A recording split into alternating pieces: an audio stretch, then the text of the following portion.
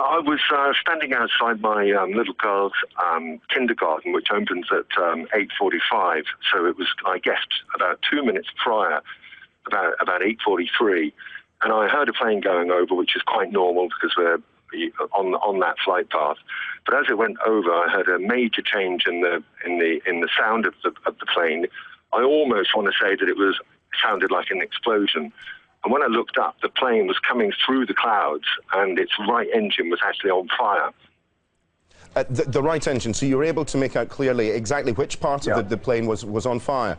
Just describe a little bit more about how that looked. How much smoke did you see billowing?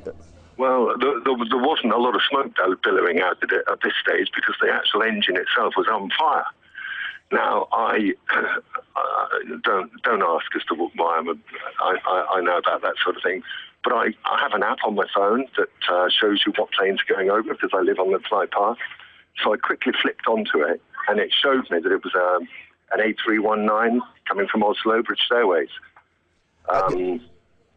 Sorry, Clive, you mentioned there that you heard a change in the sound of the engine. Obviously, living close to the flight path, you'll be very aware of what those planes sound like. How did it change? Well, in the old days when Concorde used to come over, it was, seriously much noisier than regular planes. And this plane was coming over, and suddenly the tone of the engine changed dramatically, and I could almost say that it sounded as if it was like a blowout or an explosion.